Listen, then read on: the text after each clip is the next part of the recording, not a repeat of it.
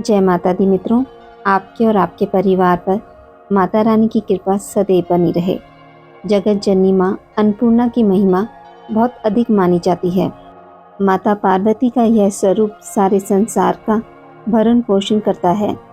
कहा जाता है कि जहाँ माँ अन्नपूर्णा की कृपा होती है, वहाँ कभी भी अन्न की कमी नहीं आती है। यही कारण है कि घर के रसोई घर को देवी अन्नपूर्णा का निवास स्थान माना जाता है।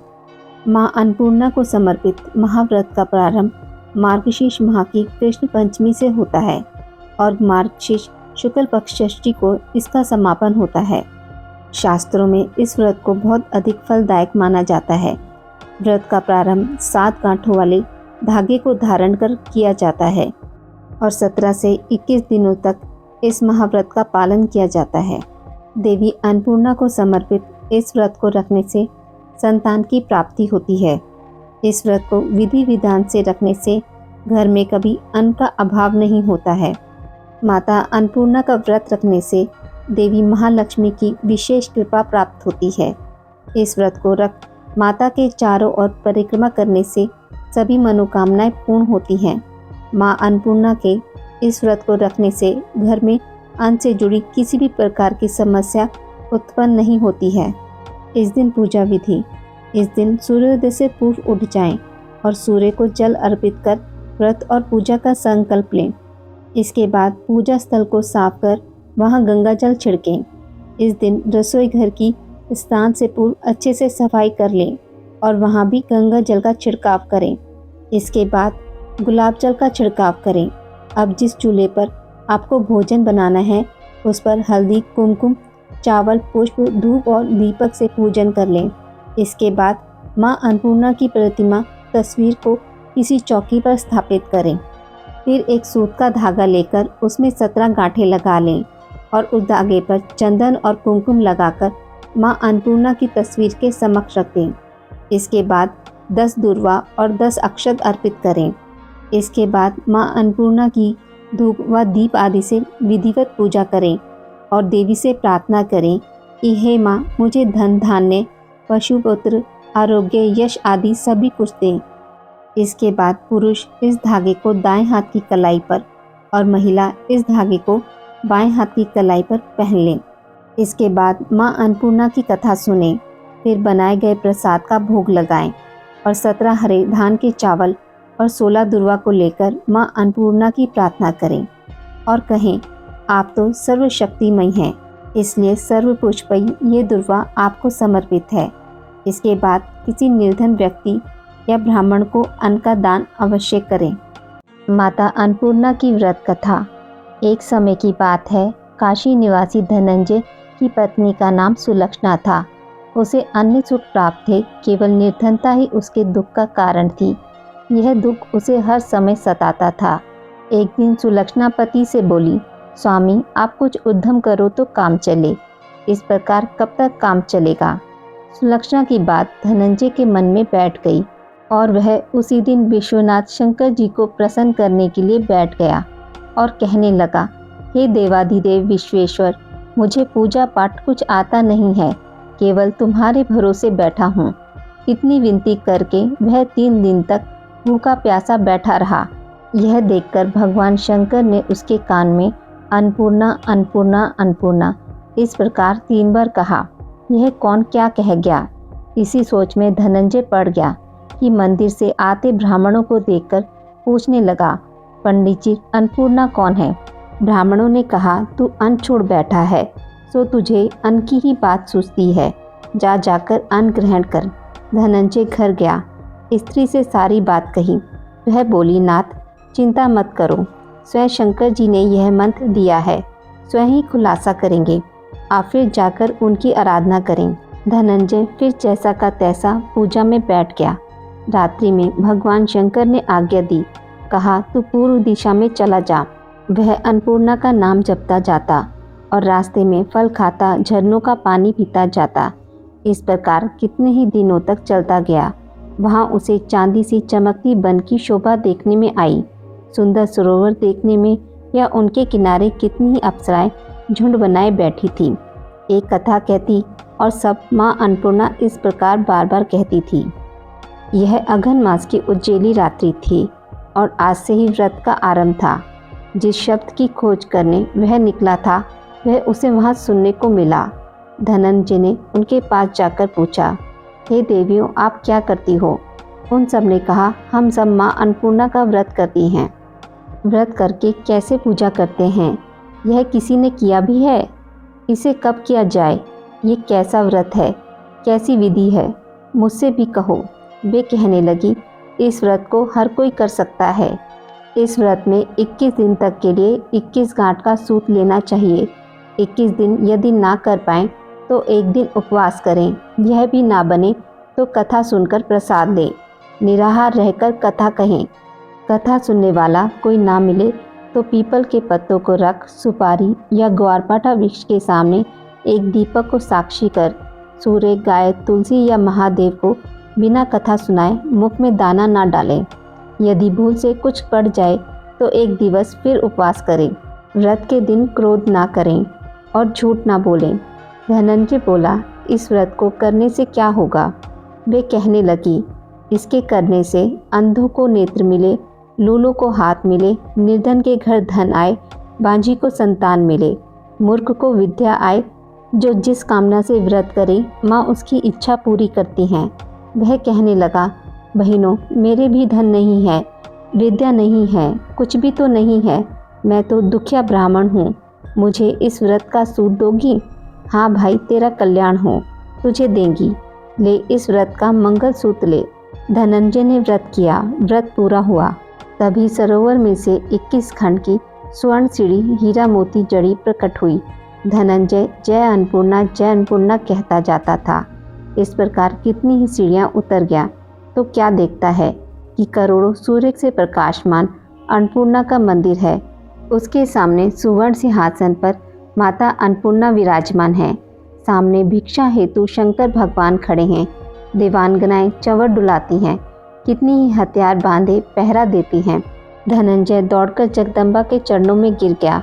देवी उसके मन का कलेश जान गई। धनंजय कहने लगा, माता, आप तो अंतर्यामिनी हो, आपको अपनी दशा क्या बताऊं? माता बोली, मेरा व्रत किया है, जा, संसार तेरा सत्कार करेगा। माता ने धनंजय की जीवा पर बीज मंत्र लिख दिया। अब तो उसके रोम रोम में विद्या प्रकट हो गई। इतने में क्या देखता है कि वह काशी विश्वनाथ के मंदिर में खड़ा है। माँ का वरदान ले धनंजय घर आया। सुलक्षणा से बात कही। माता जी की कृपा से उसके घर में संपत्ति उमड़ने लगी। छोटा सा घर बहुत बड़ा गिना जाने लगा। जैसे शहद के छत्ते में मक्खियाँ जमा होती हैं, उसी प्रकार अनेक सगे संबंधी आकर उसकी बड़ाई करने लगे। कहने लगे, इतना धन और इतना बड़ा घर, सुंदर संतान नहीं तो इस कमाई का कौन भोग करेगा? सुलक्षणा से संतान नहीं है, इसलिए तुम दूसरा विवाह करो। अनिच्छा होते हुए भी धनंजय को दूसरा विवाह करना पड़ा और सती सुलक्षणा को शोक का दुख उठाना पड़ा। इस प्रकार दिन बीतते गए। फिर अघन मास आया। नए बंधन से बंधे पति से सुलक्षणा ने कहलाया कि हम व्रत के प्रभाव से सुखी हुए हैं, इस कारण यह व्रत छोड़ना नहीं चाहिए। यह माता जी का प्रताप है जो हम इतने संपन्न और सुखी हैं। सुलक्षणा की बात सुन धनंजय उसके यहाँ आया और व्रत में बैठ गया। नई बहू को इस व्रत की खबर नहीं थी। वह धनंजय के आने की राह देख रही थी। दिन बीतते गए और व्रत पूर्ण होने में 3 दिवस बाकी थे कि नई बहू को खबर पड़ी। उसके मन में ईर्ष्या की ज्वाला दहक रही थी। सुलक्षणा के घर आ पहुंची और उसने वहां भगदड़ मचा दी। वह धनंजय को अपने साथ ले गई। नए घर में धनंजय को थोड़ी देर के लिए निद्रा ने आ दबाया। इसी समय नई बहू ने उसका व्रत का सूत तोड़कर आग में फेंक दिया। अब तो माता जी का कोप जाग गया। घर में अकस्मात आग लग गई। सब कुछ जलकर खाक हो गया। सुलक्षणा जान गई और पति को फिर अपने घर ले आई। नई बहू रूठकर पिता के घर जा बैठी। पति को परमेश्वर मानने वाली सुलक्षणा बोली, नाथ, घबराना नहीं, माता जी की कृपा अलौकिक है।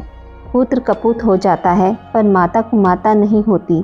अब आप श्रद्धा और भक्ति से आराधना शुरू करो, वे जरूर हमारा कल्याण करेंगी।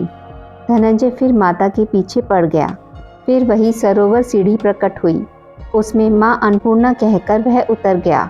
वहाँ जा माता जी के चरणों में रुदन करने लगा। माता प्रसन्न हो बोली, यह मेरी स्वर्ण की मूर्ति ले, उसकी पूजा करना तो फिर सुखी हो जाएगा। जा, तुझे मेरा आशीर्वाद है। तेरी स्त्री सुलक्षणा ने श्रद्धा से मेरा व्रत किया है, उसे मैंने पुत्र दिया है। धनंजय ने आंखें खोली तो खुद को काशी विश्वनाथ के मंदिर में खड़ा पाया। वहाँ से फिर उसी प्रकार घर को आया। इधर सुलक्षणा के दिन चढ़े और महीने पूरे होते ही पुत्र का जन्म हुआ। गांव में आश्चर्य की लहर दौड़ गई। मानता आने लगा। इस प्रकार उसी गांव के निसंतान सेठ के पुत्र होने पर उसने माता अन्नपूर्णा का मंदिर बनवा दिया। उसमें माता जी धूमधाम से पधारी, यज्ञ किया और धनंजय को मंदिर के आचार्य का पद दे दिया। जीविका के लिए मंदिर की दक्षिणा और रहने के लिए बड़ा सुंदर सा भवन दिया। धनंजय स्त्री पुत्र सहित वहां रहने लगा। माता जी के चढ़ावे में भरपूर आमदनी होने लगी। उधर नई बहू के पिता के घर डाका पड़ा, सब लुट गया। वे भीख मांगकर पेट भरने लगे। सुलक्षणा ने यह सुना तो उन्हें बुला भेजा, अलग घर में रख लिया और उनके अन्न वस्त्र का प्रबंध कर दिया। धनंजय, सुलक्षणा और उसका पुत्र माता जी की कृपा से आनंद से रहने लगे। माता जी ने जैसे इनके भंडार भरे वैसे सबके भंडार भरे। माता अन्नपूर्णा का 21 दिवसीय यह व्रत अत्यंत चमत्कारी फल देने वाला है। यह व्रत मार्गशीर्ष मास में शुक्ल पक्ष की प्रतिपदा से शुरू कर 21 दिनों तक किया जाता है। इस व्रत में अगर व्रत ना कर सकें तो एक समय भोजन करके भी व्रत का पालन किया जा सकता है। इस व्रत में सुबह ही घी का दीपक जलाकर माता अन्नपूर्णा की कथा पढ़ें और भोग लगाएं। माता वैभव लक्ष्मी की कथा। किसी शहर में अनेक लोग रहते थे। सभी अपने अपने कामों में लगे रहते थे। किसी को किसी की परवाह नहीं थी। भजन कीर्तन, भक्ति भाव, दया माया, परोपकार जैसे संस्कार कम हो गए। शहर में बुराइयां बढ़ गई थी। शराब, जुआ, रेस, चोरी डकैती वगैरह बहुत से गुनाह शहर में होते थे। इसके बावजूद शहर में कुछ अच्छे लोग भी रहते थे। ऐसे ही लोगों में शीला और उनके पति की गृहस्थी मानी जाती थी। शीला धार्मिक प्रवृत्ति की और संतोषी स्वभाव वाली थी। उनका पति भी विवेक और सुशील था। शीला और उसका पति कभी किसी की बुराई नहीं करते थे और प्रभु भजन में अच्छी तरह समय व्यतीत करते थे। शहर के लोग उनकी गृहस्थी की सराहना करते थे। देखते ही देखते समय बदल गया। शीला का पति बुरे लोगों से दोस्ती कर बैठा। अब वह जल्द से जल्द करोड़पति बनने के ख्वाब देखने लगा, इसलिए वह गलत रास्ते पर चल पड़ा। फलस्वरूप वह रोड़पति बन गया, यानी रास्ते पर भटकते भिखारी जैसी उसकी हालत हो गई थी। शराब, जुआ, रेस, चरस, गांजा वगैरह बुरी आदतों में शीला का पति भी फंस गया। दोस्तों के साथ उसे भी शराब की आदत हो गई। इस प्रकार उसने अपना सब कुछ रेस जुए में गंवा दिया। शीला को पति के बर्ताव से बहुत दुख हुआ, किंतु वह भगवान पर भरोसा कर सब कुछ सहने लगी। वह अपना अधिकांश समय प्रभु भक्ति में बिताने लगी। अचानक एक दिन दोपहर को उनके द्वार पर किसी ने दस्तक दी। शीला ने द्वार खोला तो देखा कि एक माजी खड़ी थी। उसके चेहरे पर अलौकिक तेज निखर रहा था। उनकी आंखों में से मानो अमृत बह रहा था। उसका भव्य चेहरा करुणा और प्यार से छलक रहा था। उसको देखते ही शीला के मन में अपार शांति छा गई। शीला के रोम रोम में आनंद छा गया। शीला उस माजी को आदर के साथ घर में ले आई। घर में बिठाने के लिए कुछ भी नहीं था, अतः शीला ने सकुचार कर एक फटी हुई चादर पर उसको बिठाया। माजी बोली, क्यों शीला, मुझे पहचाना नहीं? हर शुक्रवार को लक्ष्मी जी के मंदिर में भजन कीर्तन के समय मैं भी वहां आती हूँ। इसके बावजूद शीला कुछ समझ नहीं पा रही थी। फिर माजी बोली, तुम बहुत दिनों से मंदिर नहीं आई, अतः मैं देखने चली आई। माजी के अति प्रेम भरे शब्दों से शीला का हृदय पिघल गया। उसकी आंखों में आंसू आ गए और वह बिलक बिलक कर रोने लगी। माजी ने कहा, बेटी, सुख और दुख तो धूप और छाँव जैसे होते हैं। धैर्य रखो बेटी, मुझे तेरी सारी परेशानी बता। माँ जी के व्यवहार से शीला काफ़ी संभली और सुख की आस में उसने माँ जी को अपनी सारी कहानी कह सुनाई। कहानी सुनकर माँ जी ने कहा, कर्म की गीता न्यारी होती है। हर इंसान को अपने कर्म भुगतने ही पड़ते हैं, इसलिए तू चिंता मत कर। अब तो तू कर्म भुगत चुकी है, अब तुम्हारे सुख के दिन अवश्य आएंगे। तू तो माँ लक्ष्मी की भक्त है। माँ लक्ष्मी तो प्रेम और करुणा की अवतार हैं। वे अपने भक्तों पर हमेशा ममता रखती हैं, इसलिए तू धैर्य रखकर माँ लक्ष्मी का व्रत कर, इससे सब कुछ ठीक हो जाएगा। शीला के पूछने पर माँ जी ने उसे व्रत की सारी विधि बताई। माँ जी ने कहा, बेटी, माँ लक्ष्मी का व्रत बहुत सरल है। उसे वरद लक्ष्मी व्रत या वैभव लक्ष्मी व्रत कहा जाता है। यह व्रत करने वाले की सब मनोकामनाएं पूर्ण होती हैं। वह सुख संपत्ति और यश प्राप्त करता है। शीला यह सुनकर आनंदित हो गई। शीला ने संकल्प करके आंखें खोली तो सामने कोई नहीं था। वह विस्मित हो गई कि माँ जी कहाँ गई। शीला को तत्काल यह समझने देर नहीं लगी कि माँ जी कोई और नहीं, साक्षात लक्ष्मी जी ही थी। दूसरे दिन शुक्रवार था। सवेरे स्नान करके स्वच्छ कपड़े पहनकर शीला ने माँ जी द्वारा बताई हुई विधि से पूरे मन से व्रत किया। आखिर में प्रसाद वितरण हुआ। यह प्रसाद पहले पति को खिलाया। प्रसाद खाते ही पति के स्वभाव में फर्क पड़ गया। उस दिन उसने शीला को मारा नहीं, सताया भी नहीं। शीला को बहुत आनंद हुआ। उनके मन में वैभव लक्ष्मी व्रत के लिए श्रद्धा बढ़ गई। शीला ने पूर्ण श्रद्धा भक्ति से 21 शुक्रवार तथा वैभव लक्ष्मी व्रत किया। 21वें शुक्रवार को माँ जी के कहे मुताबिक उद्यापन विधि करके 7 स्त्रियों को वैभव लक्ष्मी व्रत की 7 पुस्तकें उपहार में दी। फिर माँ जी के धन लक्ष्मी स्वरूप की छवि को वंदन करके भाव से मन ही मन प्रार्थना करने लगी। हे माँ धन लक्ष्मी, मैंने आपका वैभव लक्ष्मी व्रत करने की मन्नत मानी थी। वह व्रत आज पूर्ण किया है। हे माँ, मेरी हर विपत्ति दूर करो, हमारा सबका कल्याण करो। जिसे संतान ना हो उसे संतान देना। सौभाग्यवती स्त्री का सौभाग्य अखंड रखना। कुंवारी लड़की को मन भावन पति देना। जो आपका यह चमत्कारी वैभव लक्ष्मी व्रत करे, उनकी सब विपत्ति दूर करना, सभी को सुखी करना। हे माँ, आपकी महिमा अपार है। ऐसा बोलकर लक्ष्मी जी के धन लक्ष्मी स्वरूप की छवि को प्रणाम किया। व्रत के प्रभाव से शीला का पति अच्छा आदमी बन गया और कड़ी मेहनत करके व्यवसाय करने लगा। उसने तुरंत शीला के गिरवी रखे गहने छुड़ा लिए। घर में धन की बाढ़ सी आ गई। घर में पहली जैसी सुख शांति छा गई।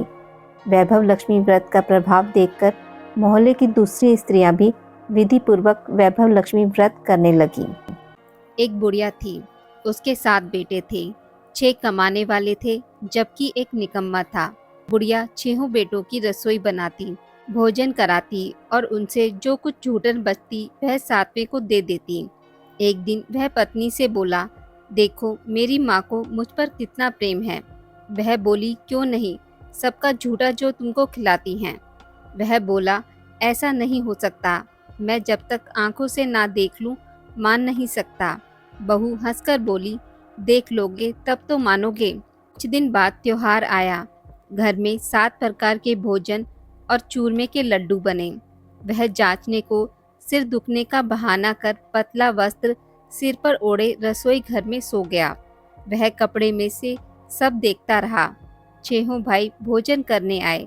उसने देखा माँ ने उनके लिए सुंदर आसन बिछा नाना प्रकार की रसोई परोसी और आग्रह करके उन्हें जमाया। वह देखता रहा। 6 भाई भोजन करके उठे तब माँ ने उनकी झूठी थालियों में से लड्डुओं के टुकड़े उठाकर एक लड्डू बनाया। झूठन साफ कर बुढ़िया माई ने उसे पुकारा, बेटा 6 भाई भोजन करके गए, अब तू ही बाकी है, उठ, तू कब खाएगा। वह कहने लगा, माँ मुझे भोजन नहीं करना, मैं अब परदेश जा रहा हूँ। माँ ने कहा, कल जाता हो तो आज चला जा। वह बोला, आज ही जा रहा हूँ। यह कहकर वह घर से निकल गया। चलते समय पत्नी की याद आ गई। वह गौशाला में कंडे उपले थाप रही थी। वहाँ जाकर बोला, हम जावे परदेस, आवेंगे कुछ काल, तुम रहियो संतोष से धर्म अपनो पाल। वह बोली, जाओ पिया आनंद से, हमरो सोच हटाए, राम भरोसे हम रहे, ईश्वर तुम्हें सहाय। दो निशानी आपन देख धरु में धीर, सुधी मति हमारी बिसराइयो, रखियो मन गंभीर। वह बोला, मेरे पास तो कुछ नहीं, यह अंगूठी है सो ले लो, और अपनी कुछ निशानी मुझे दो। वह बोली, मेरे पास क्या है, यह गोबर भरा हाथ है। यह कहकर उसकी पीठ पर गोबर के हाथ की थाप मार दी। वह चल दिया। चलते चलते दूर देश पहुंचा। वहां एक साहूकार की दुकान थी। वहां जाकर कहने लगा, भाई मुझे नौकरी पर रख लो।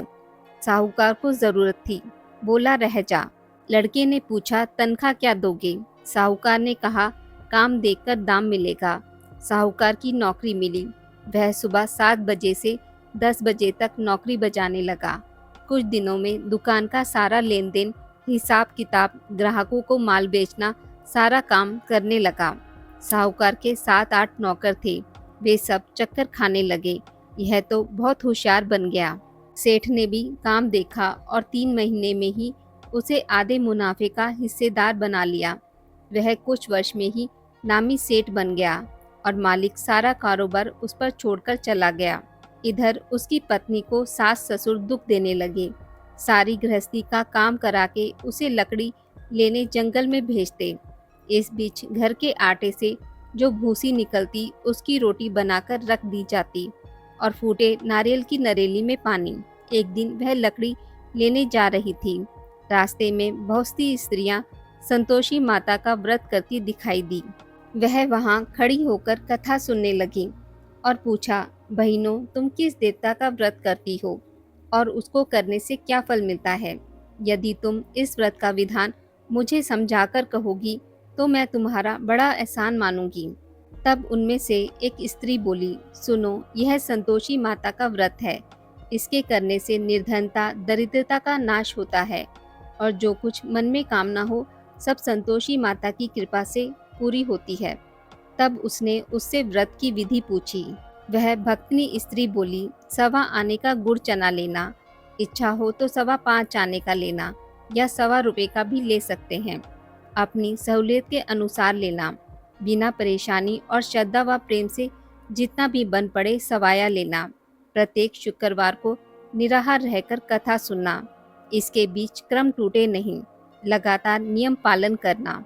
सुनने वाला कोई ना मिले तो घी का दीपक जला उसके आगे या जल के पात्र को सामने रखकर कथा कहना। जब कार्य सिद्ध ना हो नियम का पालन करना और कार्य सिद्ध हो जाने पर व्रत का उद्यापन करना। 3 मास में माता फल पूरा करती हैं। यदि किसी के घरे खोटे भी हों तो भी माता वर्ष भर में कार्य सिद्ध करती हैं। फल सिद्ध होने पर उद्यापन करना चाहिए, बीच में नहीं। उद्यापन में 2.5 सेर आटे का खाजा तथा इसी परिणाम से खीर तथा चने का साग करना। 8 लड़कों को भोजन कराना। जहाँ तक मिले देवर जेठ भाई बंधु के होने न मिले तो रिश्तेदार और पड़ोसियों को बुलाना। उन्हें भोजन करा यथाशक्ति दक्षिणा दें। माता का नियम पूरा करना। उस दिन घर में खटाई न खाना। यह सुन बुढ़िया के लड़के की बहू चल दी। रास्ते में लकड़ी के बोझ को बेच दिया और उन पैसों से गुड़ चना ले माता के व्रत की तैयारी कर आगे चली और सामने मंदिर देखकर पूछने लगी, यह मंदिर किसका है? सब कहने लगे, संतोषी माता का मंदिर है। यह सुनकर माता के मंदिर में जाकर चरणों में लौटने लगी। दीन हो विनती करने लगी, माँ मैं निपट अज्ञानी हूँ, व्रत के कुछ भी नियम नहीं जानती, मैं दुखी हूँ। हे माता जगत जननी, मेरा दुख दूर कर, मैं तेरी शरण में हूँ। माता को दया आई। एक शुक्रवार बीता, दूसरे को उसके पति का पत्र आया और तीसरे शुक्रवार को उसका भेजा हुआ पैसा आ पहुँचा। यह देख जेठ जेठानी मुंह सिकोड़ने लगे। लड़के ताने देने लगे। काकी के पास पत्र आने लगे, रुपया आने लगा। अब तो काकी की खातिर बढ़ेगी।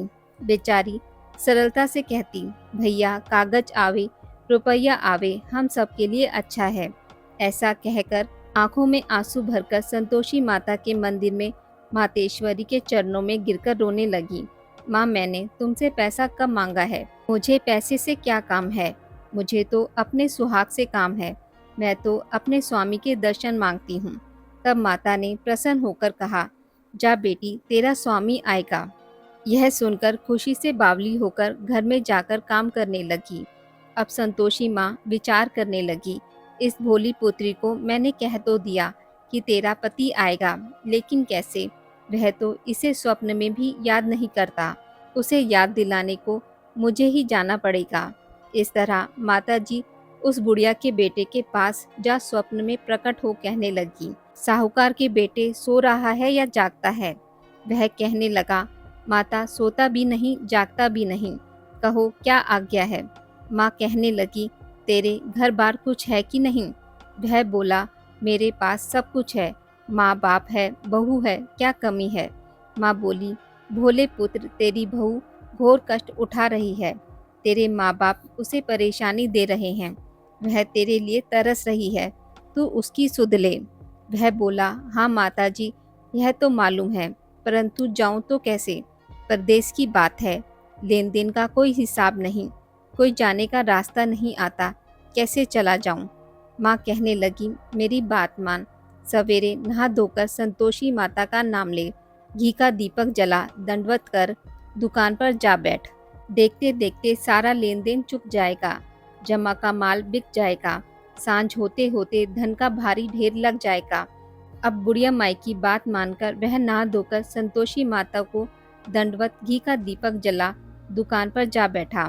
थोड़ी देर में देने वाले रुपया लाने लगे, लेने वाले हिसाब लेने लगे। कोठे में भरे सामान के खरीदार नकद दाम दे सौदा करने लगे।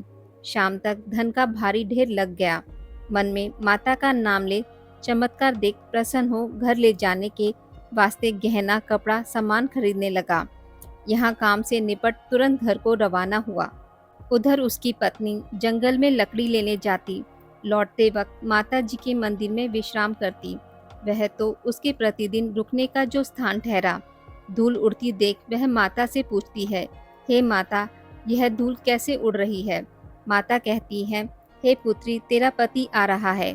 अब तू ऐसा कर, लकड़ियों के 3 बोझ बना ले, एक नदी के किनारे रख और दूसरा मेरे मंदिर पर व तीसरा अपने सिर पर। तेरे पति को लकड़ियों का गट्ठर देख मोह पैदा होगा। वह यहाँ रुकेगा, नाश्ता पानी खाकर माँ से मिलने जाएगा। तब तू लकड़ियों का बोझ उठाकर जाना और चौक में गट्ठर डालकर जोर से आवाज लगाना, लो सासू जी, लकड़ियों का गट्ठर लो, भूसी की रोटी दो, नारियल के खेपड़े में पानी दो, आज मेहमान कौन आया है? माता जी से बहुत अच्छा कहकर वह प्रसन्न मन से लकड़ियों के 3 गट्ठर बनाई, नदी के किनारे पर और एक माता जी के मंदिर पर रखा। इतने में मुसाफिर आ पहुंचा। सूखी लकड़ी देख उसकी इच्छा उत्पन्न हुई कि यहीं पर विश्राम करके भोजन खा पीकर गांव जाऊंगा। इसी तरह रुककर भोजन बना, विश्राम करके गांव को गया। सबसे प्रेम से मिला। उसी समय सिर पर लकड़ी का गट्ठर लिए वह उतावली सी आती है। लकड़ियों का भारी बोझ आंगन में डालकर जोर से 3 बार आवाज देती है, लो सासू जी, लकड़ियों का गट्ठर लो, भूसी की रोटी दो, आज मेहमान कौन आया है?